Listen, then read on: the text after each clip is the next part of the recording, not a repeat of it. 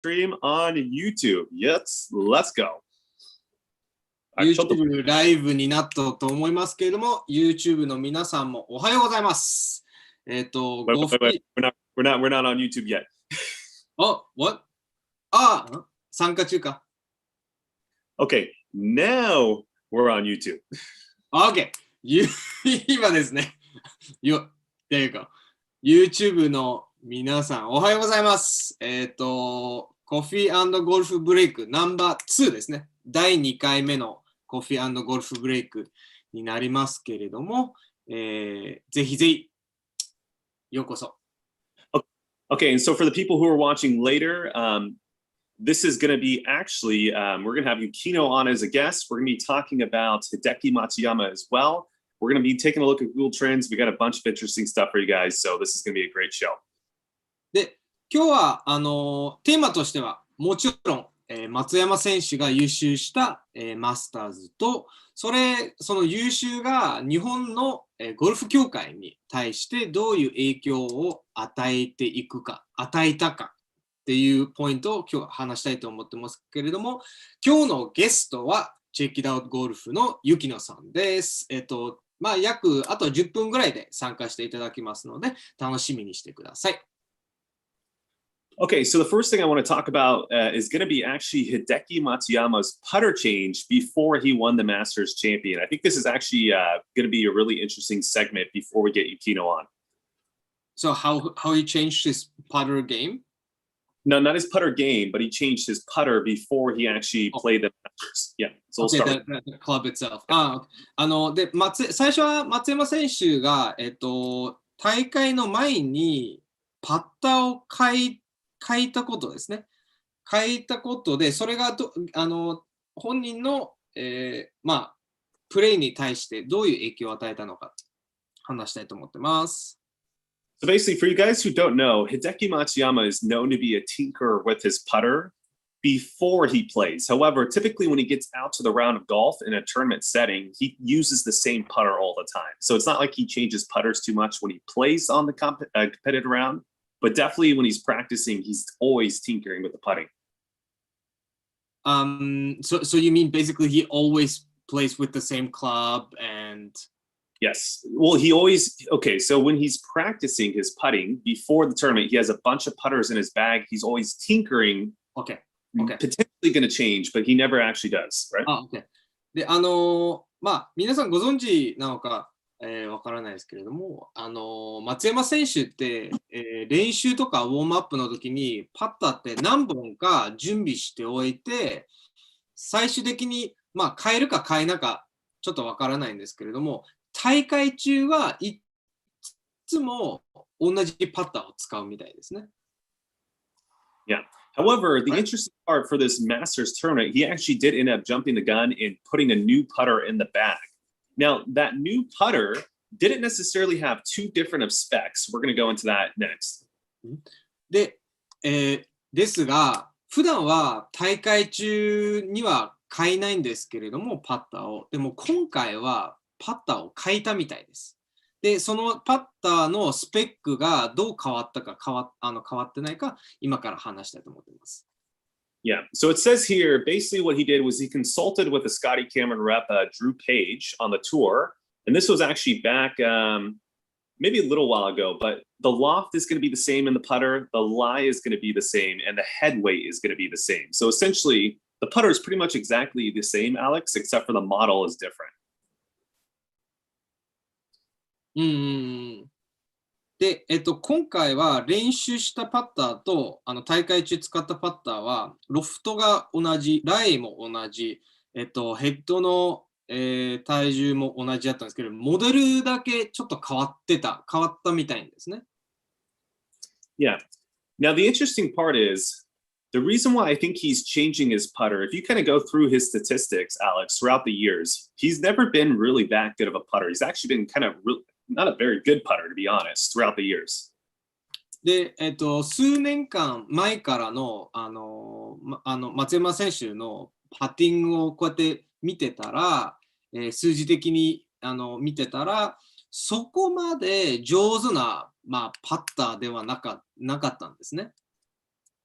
Now, we also know Hideki has just recently got a new coach as well, Yubi Kawamoto's coach. And I think they've been working together maybe for 2 months. I might be wrong. No, I don't think anyone really knows, but I believe they've been working together for about 2 months now.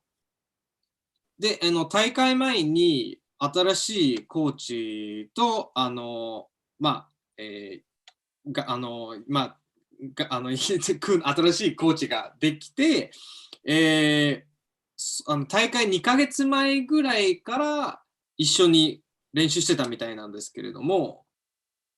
And I know one of the first things they did was really just compile all the statistics about Hideki, right? So his driving statistics, his putting statistics, pretty much everything there, as well as probably getting his ground reaction forces and, everything you would want to do with a player of that caliber. So I'm pretty sure they haven't really necessarily changed anything yet, but I guarantee they have a huge list of statistics to kind of work from. で、その新しいコーチとは、何が変わったっていうより、スイングを変えたっていうより、大会前には数字をすごい集めたんですね。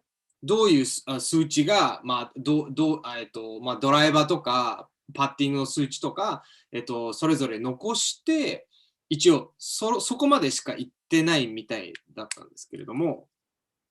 Yeah. And if you kind of go through his statistics and you take a look, yes, his ball striking, kind of has slowly decreased throughout the years from 2017, which was his best year on the tour. But they haven't been so bad. And he's actually been relatively one of the best on the PGA Tour with his ball striking. Right? なるほど。で、統計的には、スタティスティックス的には、2017年から、成長してるんですけれども、yeah. So they've gotten better since 2017. No, he hasn't gotten better. He's actually slightly decreased, but it's not like he's bad though. He's actually still ranked amongst the top on the PGA Tour in ball striking. Yeah. なるほど。2017年からは成長してなかったみたいですね。PGA2 の中ではもちろんいいランクになってたんですけれども、ちょっとぐらいは悪くなったみたいですね。So this is, I think, kind of just showing us what him and his coach might be putting a lot of emphasis on. And it's probably going to be the putting. And we can go over some basic stats I think that they're going to be trying to improve on as they continue to work together. で、特にパッティングがよく、成長してないみたいだったので、もしかしたらパッティングに、注目することになるかもしれないですね。In particular, the stats that I think that they're going to really focus on is the first one's going to be putting to make percentage from about 15 feet to 20 feet. So in 2017, Alex, which was his best year ever, he had 3 wins on the PGA Tour, which is amazing. He only was making 9% of his putts from 15 feet to 20 feet, which if you look at the tour average that year, that's way below the tour average. なるほど。で、2017年が、松山選手のキャリアの中で今まで一番数字的には良かったんですけれども、PGA ツアー3回優勝した、年だったんですけれども、パッティングのスタティスティックスを見ますと、15フィートから20フィートの間は 9% しか入らなかったんですね。で、PGA ツアーの平均の数字を見ますと、すごく、平均より悪いですね。Yeah. Right. And then another statistic that he hasn't been doing very well throughout the years is going to be from 20 to 25 feet. In 2017, his best year, he had a 15.31 make percentage, which is not horrible, but it's nowhere good. And then typically on average, he's quite low in that category relative to like the top 20 on the PGA Tour. And if you think about it, a lot of his iron shots are ending up anywhere from 30 feet to about 15 feet. So he's having a lot of those looks for birdie. So I guarantee that him and his coach are going to be spending a lot of time with his putting in those categories and trying to get those make percentages better. Yeah. Okay, so 20 to 25 feet, how many percent was it? Yeah. So the make percentage is not very good. You know what? Let's just scrap that. Okay. And we have our special guest here, by the way. So we're going to hold that for a second and we're going to get ゆきなさん、こんにちは。こんにちは。よろしくお願いします。お願いします。Tell you, Keith, we're actually just talking about Hideki Matsuyama. So we know that obviously just got a new coach with Yui Kawamoto's coach. And then also we were just kind of talking about how we think he's personally going to be working on his putting a lot based off the percentages that we've seen on the PGA Tour. Yeah. で、ちょうど松山選手の優秀したことに関して話してたんですけれども、パッティングのポイントとして、テーマとして今ちょうど話してたんですけれども、最近、数年前から、パッティングが良くなかったっていうポイントとして、で、最近新しいコーチがついたじゃないですか。そうですね。はい。で、そこをやっぱり注目したのかなって、マイクがちょうど言ってたんですけれども、どう思いますか？どうなんでしょう。でも、以前、チェケラーにも出てもらって、そのコーチに、目澤コーチなんですけれど、その時、なんでコーチついたのみたいなこと言ったら、アドバイスした時に、それが松山プロにスッと入ってきて、感覚が良くなったからって言ってたんですよ。パターンのことだったかは聞いてないんですけれど、松山選手の新しいコーチが、番組に出たんですか？そうです、そうです。なるほど。出演してもらって。そうですよね。そうなんです。So actually the new coach of Hideki actually was on checkitout.golf actually recently. Nice. So everyone go watch that. 皆さんぜひぜひ見てください。面白いと思いますよね。で、その時になんでコーチになったのみたいなことを言ったら、松山コーチにちょっとだけアドバイスじゃないけど喋ってたらしいんですよ。で、喋ってたらその話の中でヒントを松山プロが得れたみたいな感じらしくて、それから多分フィーリングがあったのかわかんないんですけど、感覚的なものが。で、その方が松山選手の新しいコーチになったっていう、やっぱりコネクションがあって、そうです、そうです、そうです。なるほど。ちょっと喋ってて、感じが良くなったらしいです。So the reason why actually Matsuyama might have gotten a new coach was that when Yukino talked to the current new coach about why did you get the chance to become his new coach, was that he gave him some advice and somehow they really connected. They got really along really well, and he was like, okay, I think I want you to be my new coach or something. Yeah, I personally think he's going to be a great coach for Hideki. I mean, look what he's done with Yui Kawamoto. The guy seems super educated on just everything with ball flight laws and just I think everything you need to do to coach a high-level player like that. So I'm really excited to hopefully see Hideki get even better because we know he's a great player, but I think he can win much more consistently. So I'd be interested to see what they do together.And hopefully we can get that. で、松山選手の新しいコーチは、川本選手のコーチ。そうみたいですよね。そうですよね。で、それでやっぱり川本選手の成長を見ると、やっぱりコーチとしてはすごい上手だなって、キウイコーチが思うので、松山選手も今後すごい成長するんじゃないのかなって思ってます。すごく楽しみにしてますね。キウイコーチもいろいろ PGA 選手の研究じゃないですけど、いろいろ見てるじゃないですか。で、私もキウイコーチにレッスンしていただいたとき、PGA の選手のビデオとか見てやったんですけれど、キウイコーチから見て松山プロはどういうところが良くなったって感じられてるんですか？So Yukino feels like that you do a lot of research about PGA Tour players. Absolutely, yeah. And because when you were on her show, you also use videos from different PGA players. And where her question to you now is, where do you think Matsuyama got better? Yeah, so I think the first category that he got better is just simple education, is my guess. Now, this is speculation because we haven't talked to the coach, but my guess is that Hideki's getting a little bit more educated on ball flight laws, probably a little bit more educated on kind of the basics of what is causing his ball to miss certain places. And I think just being more educated will allow Hideki to stick to his feel-based approach with just a little bit more education so he can self-correct better. I think that's the first place where he really improved.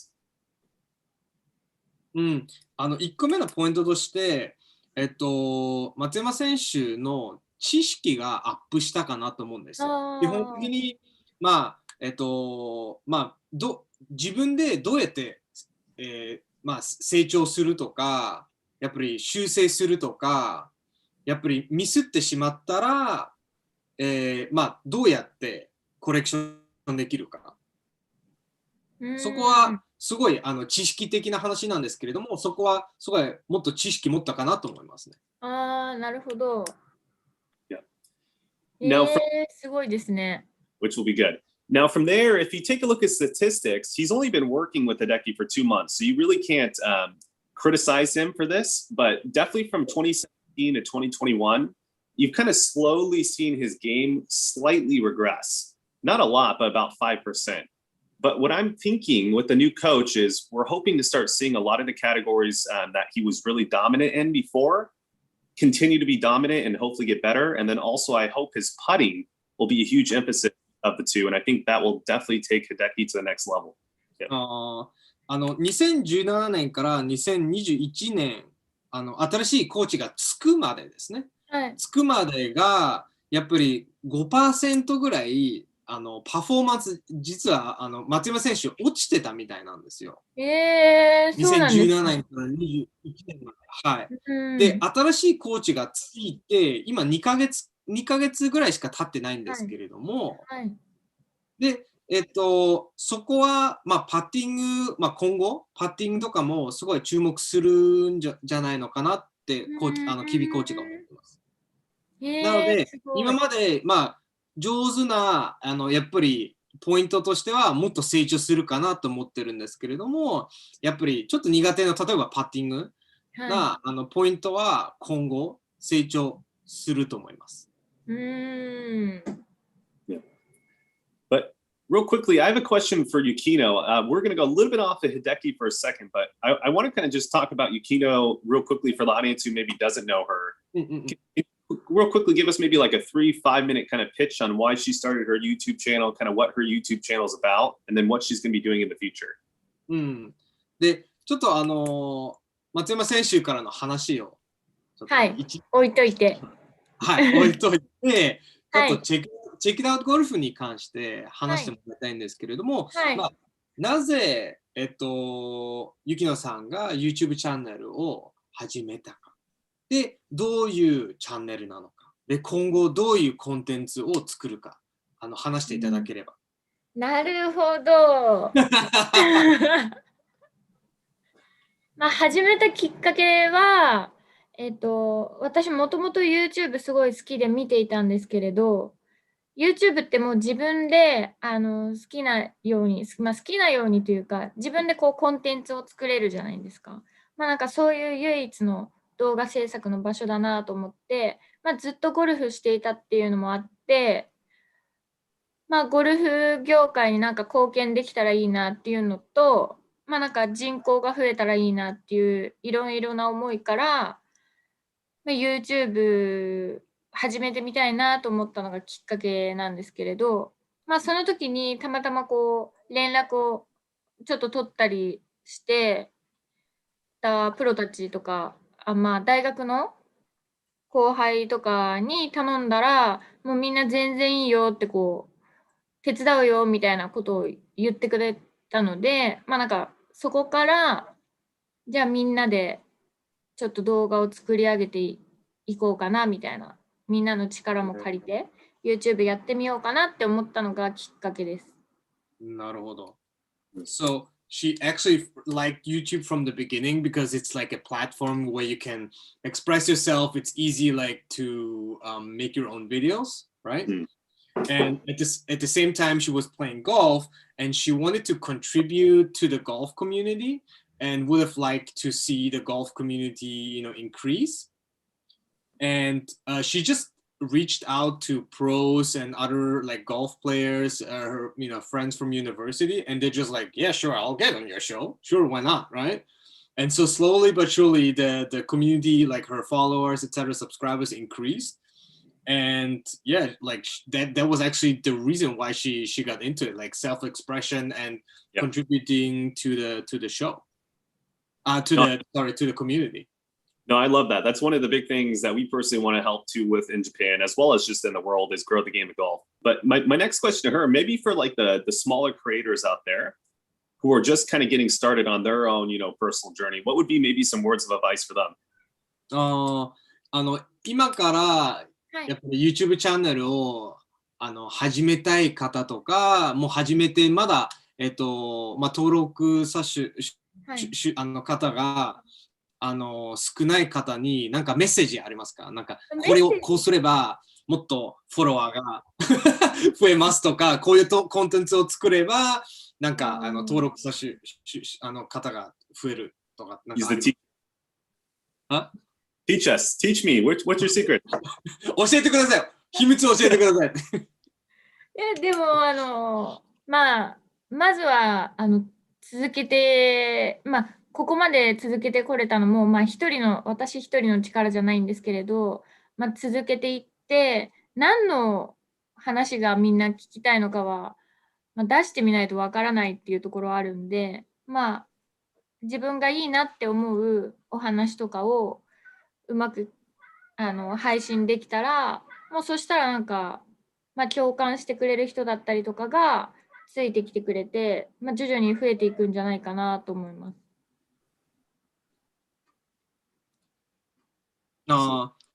So first of all, she couldn't have done it just by herself, right? Like it's people help you out, etc. And it's also about continuing, right? Like to publish content. And also the content, it should be something that you like, but you never know whether the community is gonna like it. So it's also, trial and error. Yeah, I agree. And that's like the biggest thing I think. I see a lot of creators sometimes, their biggest goal is to grow on the platform. But at the end of the day, what they're doing is they're making content not really solving an issue or not really solving a problem. And whenever I get a lot of content, people like asking me for advice, that's typically the biggest advice I say too, is like you're solving a problem that not a lot of people need solved, basically. So yeah, I totally agree with her. Yeah. Okay. コーチもゆきなさんがおっしゃった通り、もう本当に同じ考え方になってますし、で、あとはコーチが追加したいポイントが、やっぱり問題を、課題をなんか解決する、解決策を出したら、そのゴルフコミュニティが助かるかな、それに対してやっぱり貢献できるかなってコーチは思ってます。そうですね、そうですね。そうだと思います。Yeah, she really agrees. So moving forward, what is kind of a bigger plan for Check It Out Golf? Is she going to kind of continue doing what she's been doing, or do they have some like future plans that are really exciting that she's looking forward to announce? Yeah. で今後チェックアウトゴルフに対してなんかすごい大きいアナウンスメントなんか今後こうやりたいです。あとこれ楽しみにしてください。なんかありますか？今後も引き続き、ツアープロだったり、ティーチングプロの、取材をしていく中で、皆さんが応援したいなって思う人や、ゴルフ業界について知れたらいいなって思うんですけれど、なんかそんな感じで YouTube をやっていきたいなって思っているのと、あと告知みたいになっちゃうんですけれど、なんか今まで2年間続けてきて、今度チェケラーゴルフでコンペをするんで、はい、皆様ぜひ参加お待ちしてますということですかね。お、いいですね、いいですね。なんか予定は、まあ今ちょっとやっぱりコロナの中で難しいかもしれないですけど、なんかでも予定は6月18です。あ、決まってるんですか？千葉で。千葉ですか？はい。やるんです。So for one is of course like continue to help the community, help pros get other people on her platform. And now it's been 2 years since she started Check It Out Golf, and she's gonna do a competition. She's gonna do a tournament There we go. on June 18th in Chiba. In Chiba. Okay. So for people who might be interested, that's like part of our audience, where can they go? Do they just go to our YouTube channel and like on our website, or like where's the best place to find that? 大会コンペティションに関しては、コンペに関しては、まあ、どこに行けば情報とかって。最新の動画の概要欄に貼ってあります。あ、じゃあ YouTube チャンネルに行って、はい、了解です。So on her last video on her YouTube channel, there will be more info in the info. Okay, we'll leave a link down below after this live stream is over for everyone to go check that out. Yeah. じゃあこっちの番組の最後に情報もリンクしておきますので。ありがとうございます。Thank you. Thank you for coming. So tell her, I know, so I think we only had her for 15 minutes, and I think the time has kind of come up. So if she has to leave, she can go, but if she has maybe any last parting words, maybe to the audience, any words of wisdom, or I know we have something going together too as well. Yeah. まあ、そろそろお時間になると思いますけれども、まあ、なんか最後のメッセージとか、最近、まあ、今後、もうちょっと、キビコーチとこういう、番組を作りますから楽しみにしてください。なんか、最後のメッセージあれば。でも、おかげさまで、コラボ動画の時から、ちょっとスイング、改善のコツが分かったので、良くなりました。ありがとうございます。Nice. なりました。Yeah, her swing got better since the last time you worked together. Oh, nice. We got lucky. Lucky. いいですね、いいですね。ラッキーでしたね。はい。軌道とか、確認の仕方だったりとか、直し方を教えていただいたので、そうです、そうです。それがちょっと役に立って。She really understood like what to look for in the swing. So she got the checkpoints and she understood better what to look out for when she wants to improve her swing or other people's swings as well. Thank you. I really appreciate that. That's something we're trying to work every single day on getting better on, being able to communicate and really just teach the client how to be their own teacher. So I'm glad that we're getting better at that. やっぱりコーチのミッションとして、まあ、ミッションの一つとしては、クライアントさんとかやっぱり一緒にコラボをする方々にどうやって自分が自分のコーチになれるかっていう考え方があるんですよね。はいはいはい。やっぱり長期で考えていけばずっとコーチがついていくんではなく、やっぱりコーチがポイントとして教えて自分のコーチになってもらいたいですね。でもそうですね。自分でこうチェックできれば一番いいですね。Yeah, it's the best if you can check yourself. Yeah, exactly. All right. So anyways, tell her, so thank you so much for taking some time out of her day. I know she's probably really busy, so we really appreciate her. We'll leave down her links down below, and if she wants, we can leave her off by doing the check it out go. で、まあ、これで以上になりますけれども、今日お忙しい中、本当ありがとうございます。いえ、とんでもないです。こちらこそありがとうございます。じゃあ、最後、チェックアウトゴルフのいつもでいきましょうか。はい。じゃあ、どうぞ。それでは、チェッケラーありがとうございます。皆さん。ありがとうございます。失礼します。はい、ありがとうございます。Okay. All right, everyone. So that was Checking Out Golf. So thank her so much for joining. Please go subscribe to her YouTube channel as well as follow her on Instagram. If you want to see a bunch of new instruction, a bunch of new theories and everything like that, that is definitely the channel to watch. So go check it out. ぜひぜひ、チェッキアウトゴルフの YouTube チャンネルとインスタに、登録してください。本当に面白いチャンネルで、いろんなゲストもいますし、あといろんな理論とかも勉強したい方、このチャンネルとインスタをぜひぜひ見てもらいたいです。この動画の下にもコメントの中に、リンク入れておきますので、ぜひ登録してください。Okay. So real quickly, we're going to kind of wrap up our thoughts around the Hideki Matsuyama putting thing, and then we're going to move into the next part of the show. Yeah. で、松山選手のテーマに関してちょっと補足まとめたいと思っております。Yeah. Okay. So really, to kind of wrap everything up and put it in a bow, first and foremost, I definitely think in terms of his worst statistic category, it's by far putting. So putting is going to have to be a huge emphasis for Hideki to get better than where he is. Obviously, I'm not trying to say he's a bad golfer now. I know he's really, really good. But to get even better, he's definitely going to have to get the putting better. で、松山選手が本当にレベルアップ、今のレベルも当然ですけれども、すごく高いですけれども、そこからもっとレベルアップするためには、やっぱりパッティングを成長すれば、すごいまたレベルが変わると思います。Specifically, his putting percentages from 15 to 20 feet, 20 to 25 feet, and then 10 feet and in, those three categories with putting, I think, are the ones that need to get the biggest boost. And once he can do that and, raise all of those by about 5%, 7% make percentage-wise, he's going to, I think, be really, really good.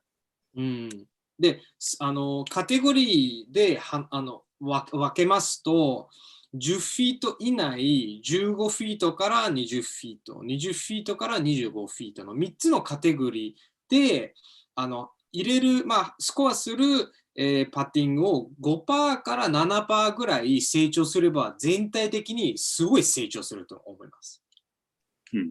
Okay, and I'm not going to say anything more about Hideki Matsuyama's statistics because I'm actually creating a whole video for the membership site as well as part of it will be on YouTube. So look forward to a whole deep dive analysis on the statistics. It's going to be a really interesting video.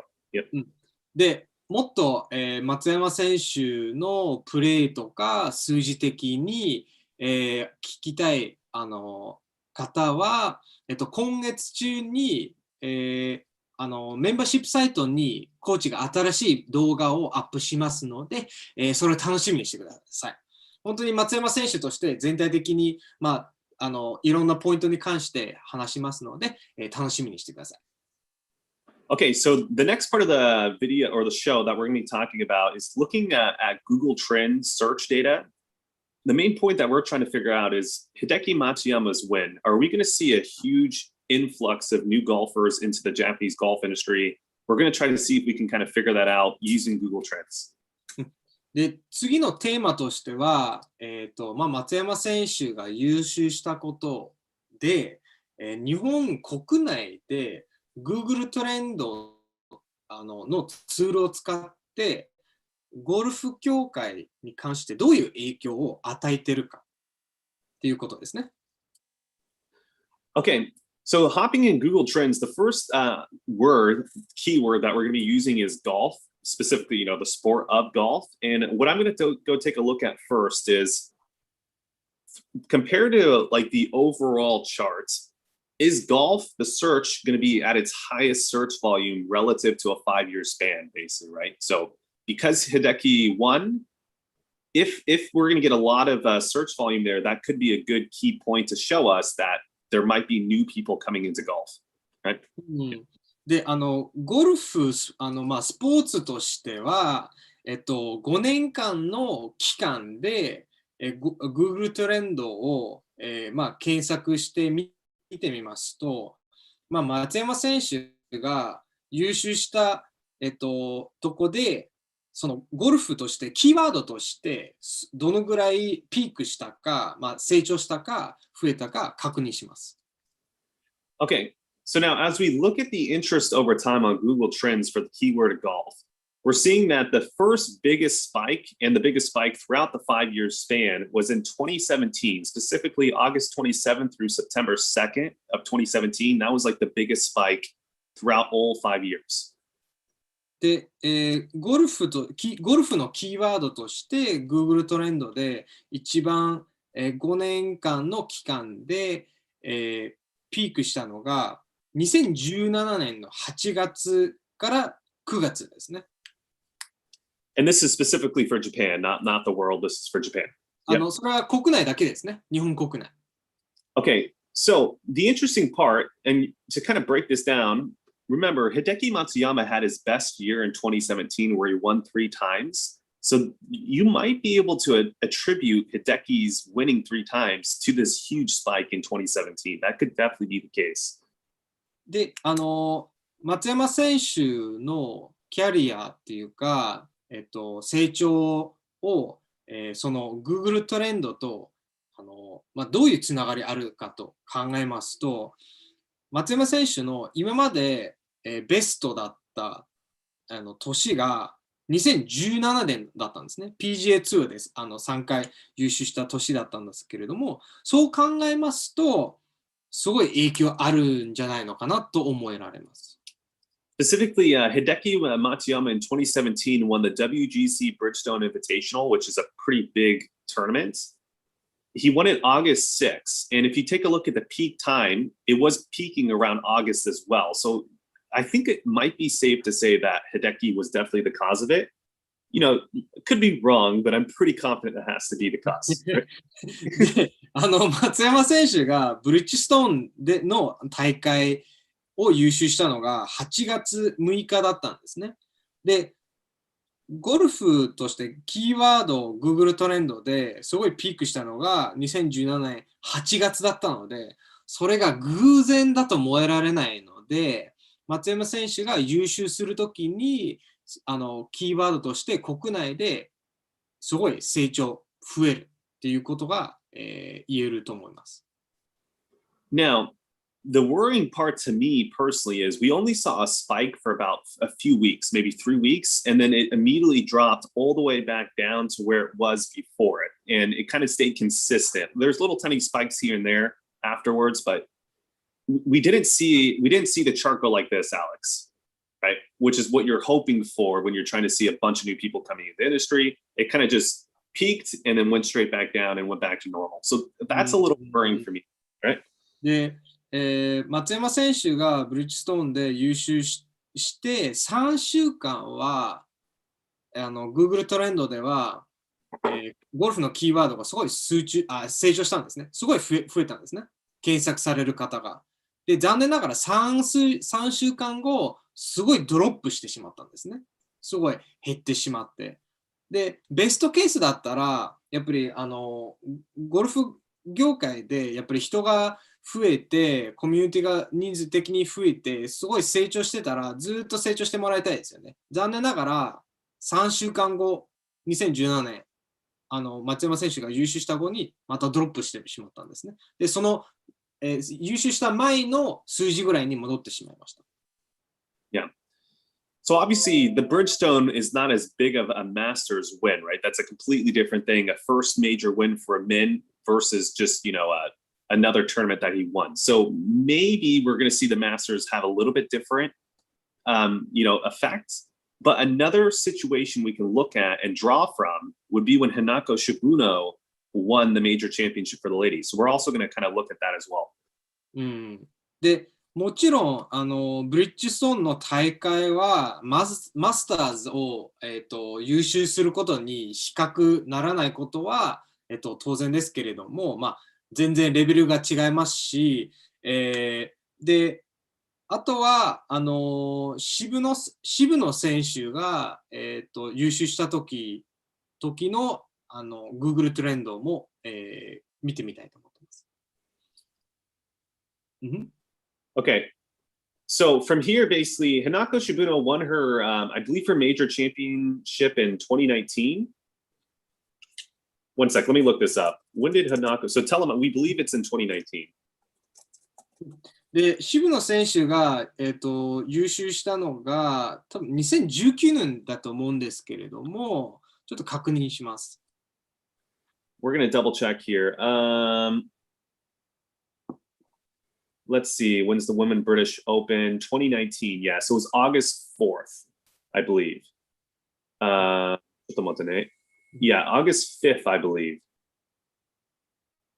Okay, so now if we go take a look at the data here on the Google Trends for August 2019, we do see another huge spike. So this is the second largest spike throughout the 5-year trend. So it's starting to match, right?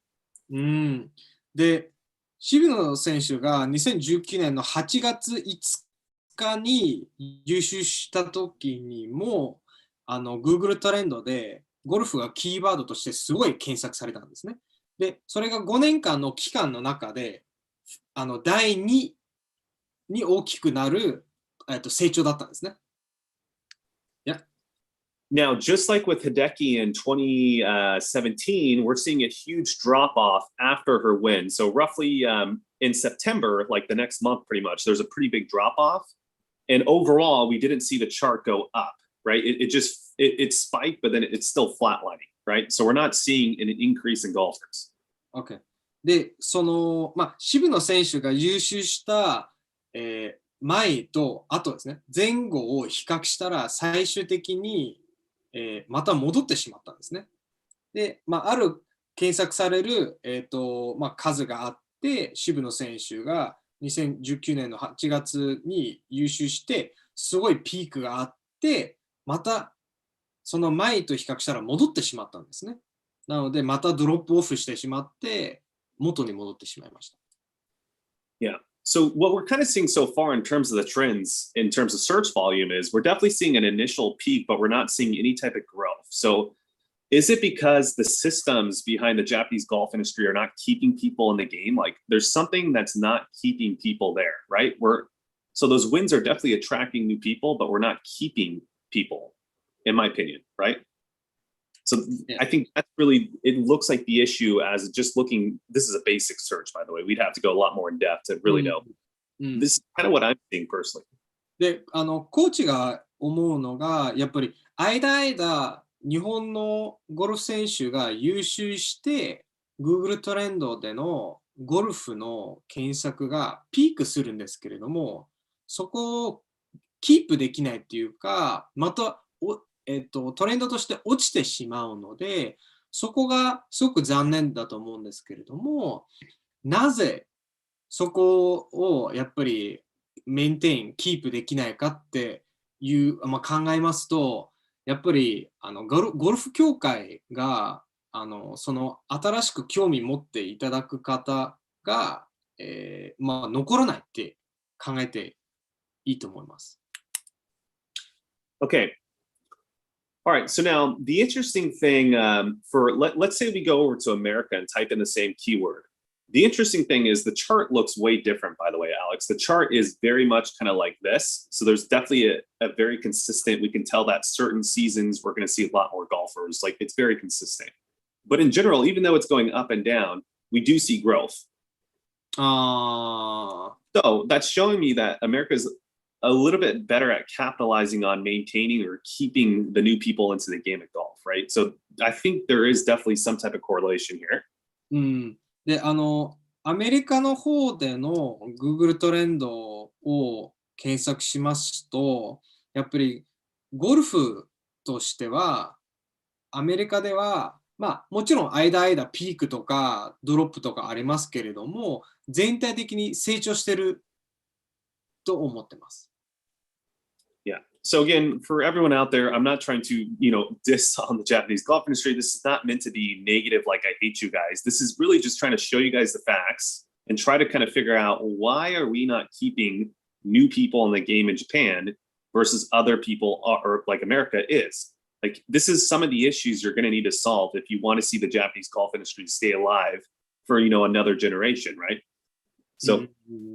で、コーチはここでやっぱり日本のゴルフ業界をディスるっていうことが目的ではないです。全くそういう、考え方はないんですけれども、なぜやっぱりコーチも日本のゴルフ業界ですね、ゴルフのコミュニティの一部として思ってますので、そこでコミュニティとしてなぜ日本の中で国内では、トレンドとして間ピークするんですけれども、なぜその新しく興味持っていただく方をキープできないかって、そういう問題をどうやって解決できるかってみんなで考えていきたいと思っています。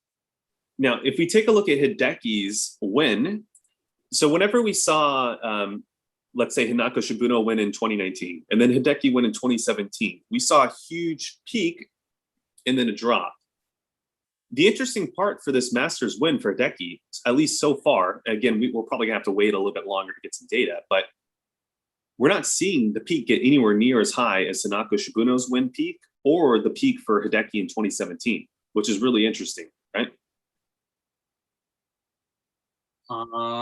で、松山選手の2017年の優秀と、渋野選手の2019年の優秀と比較しますと、その松山選手と渋野選手の、その当時の優秀を一つのグループとして考えていただいて、松山選手の今回のマスターズの優秀を比較しますと、そこまでトレンドとしてやっぱりマスターズの今回の優秀の方がそこまでピーク上に引っ張ってないんですね。っていうことは、もちろんまだ本当つい最近の話なので、もう少しデータが収集するまで、グットレンドってやっぱり数週間見てないとわからないんですけれども、やっぱり昔の、優秀と比較しますと、そこまで数が成長してないですね。And here lies my issue with the Japanese golf industry. I feel like companies are way overvalued, and I feel like investors are paying way too much to get into companies currently right now, when these companies have no way of actually giving them the type of returns that they're paying for. You know what I mean? So in a whole, it makes the golf industry look like a pretty crummy investment because they're overvaluing themselves based off these hype trains, right, that don't show consistent growth. And then investors don't get their investment back at the rate that they wanted to, as well as sometimes maybe not even get it back at all. And I think it's doing nothing but hurting the Japanese golf industry, personally, in my opinion. コーチは、ゴルフ業界の中にあるさまざまな、企業は、市場としてですね、市場としては、市場としては、すごい価値観が与えられてるんですけれども、本当にその価値があるかっていうことは、コーチはあんまり思えないんですね。残念ながら、すごいやっぱり、投資するとしても、リターンがすごく少ないっていうことが一つで、やっぱり全体的に成長してないんですね。ある価値をキープしてるみたいなんですけれども、ゴルフの市場、市場として考えていただければ、そこまで成長してないっていうことですね。Like, I've literally heard of companies, Alex, that are valuing themselves 10x gross revenue, not even net, gross revenue, and they're a brick and mortar company. They don't have an online presence. You know how ridiculous that is? Yeah, it's yeah. ある業界とかも企業なんですけれども、ゴルフ業界の中で、全然ウェブサイトとかなくて、すごい古い考え方でやってて、すごい毎年、10倍成長します。リターンがこのぐらいありますとかって言うんですけれども、残念ながらウェブサイトとか SNS とか全くやってなくて、どういう意味、どういうことなのかまで思いますよね。So here's kind of the main point I'm trying to get across with this part of the video. I think first and foremost, we're not seeing the Japanese golf industry grow. And if it's growing, maybe it's growing just a tiny bit, right? You know what I mean? So I think the issue lies, in my personal opinion, is really our processes behind that are keeping people in the game. Like whatever we're doing there is failing miserably, obviously, right? Compared to maybe other, other countries, right? So that's going to be definitely a place to think about when we get these big events, which are great, and we need these big events like Hideki winning. We have to maintain the new customers, right? Which we're not doing. So something needs to change for sure. で、ゴルフ業界を全体的に見ますと、ポイントとしてですね、今日覚えていただきたいポイントとしては、一つ目が日本のゴルフ業界は今のところは成長してないっていうことが事実なんですけれども、それをなぜかって考える必要があると思います。もちろん、松山選手とか渋野選手が優秀していただいて、すごい嬉しいですけれども、でそれで一瞬はトレンドとして、ゴルフは、成長してるっていうか、ネットではよく検索されるんですけれども、その後はまた興味が落ちてしまうので、そこはすごく残念だと思うんですね。でそこをその新しく興味を持っていただいた方々、お客様としても考えてもいいと思うんですけれども、そこをどうやってそういうお客様をキープするかっていうことがすごい大切だと思います。And that kind of brings us back to kind of one of our visions here at Kiwi Golf Japan with our membership site. Kind of the role that we're hoping to kind of play in this whole thing is we're trying to connect influencers with other influencers that are outside from different industries. And we're hoping that we can create a very valuable entertainment system that should hopefully keep new people entertained into the game, as well as be much more relatable for those new audiences who aren't necessarily golf nerds. And so that's why we're really hoping to get you guys to sign up for the membership to help support that. And then ultimately you guys can kind of see the vision out with us. でコーチのメンバーシップサイトの会員サイトのビジョンとしてですね、夢としては、やっぱりインフルエンサーですね。ゴルフ業界だけではなく、いろんな業界のインフルエンサーの、一緒のプラットフォームを作って、やっぱりコミュニティを作りたいんですね。いろんな方々が一緒になって、エンタメ系で、エンタメのアングルで、やっぱり皆さんに楽しく、ゴルフを、見てもらいたい。見てもらいたいだけではないですけれども、やってもらいたいですね。で、みんなでそういうコミュニティを作って、ゴルフは楽しいことが伝わって、どうやって成長するかっていうことができれば、すごく嬉しいと思います。ぜひぜひ、メンバーシップサイトにサインアップしてください。And obviously, that's not going to solve all the issues. We're just one very small company in an industry, right? That's not like the largest industry, but it's a relatively large industry. So we need a lot more companies that are doing different things to kind of help, really get everything rolling fast, right? Because the key word is fast. Be something done very quickly within the next 50 years, I would definitely say, for this to continue. Right? で、次の世代がやっぱり、次の世代にもゴルフを楽しめるためには、早めにゴルフ業界を変えないといけないと思ってます。でもちろん、キウイゴルフは、ゴルフ業界の中の一部なので、やっぱりそこでいろんな方々、いろんな、企業さんに成長していただいて、今のプロセスとか考え方を考えて、変えていただいて、一緒にコミュニティとしてゴルフ業界を成長したいと思ってますので、皆さんと頑張りたいと思ってますので、よろしくお願いします。Okay, so we're pretty much nearing the end of our show. This particular show, we pretty much did the full show on YouTube, so you're welcome, basically. In the future, this will not be the case. We're not going to do full shows like this on YouTube, but I figured this was, a big topic because it's Hideki, the first men's major. Might as well make it completely public. Yeah. で、今回、普段よりはちょっと違って、YouTube で最初から最後まで全部ストリーミングしましたけれども、やっぱりすごい重要な、テーマとしてコーチが皆さんと、共有したかったことと、やっぱり松山選手が優秀したことはすごい大きい、ことだったので、みんなに伝えたいことでした。Yeah. So if you guys want to kind of support us and our vision and what we're trying to do here in the golf industry, the best way you can support us is sign up for the membership. You're not just giving away your money, you also get a bunch of great value. There's currently 65 videos on the membership site, over 25 or 26 hours of content, a bunch of golf instruction. There'll be a bunch of influencers coming on here shortly. I think it's going to be amazing and well worth your money.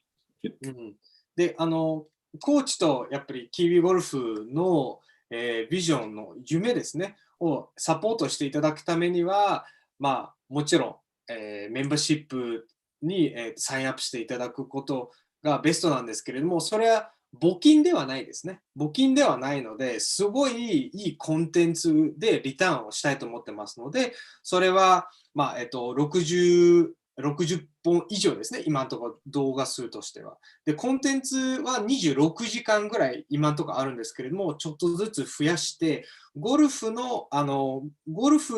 が、メインなんですけれども、コーチの、動画だけではなく、いろんな面白いインフルエンサーとして今コラボをしていますので、いろんな、アングルから、本当エンタメ的に、教室的に、ゼミっぽい、ウェビナーとかもいろいろ、いろんなカテゴリーがありますので、すごく楽しいと思いますので、ぜひぜひ、サインアップしてください。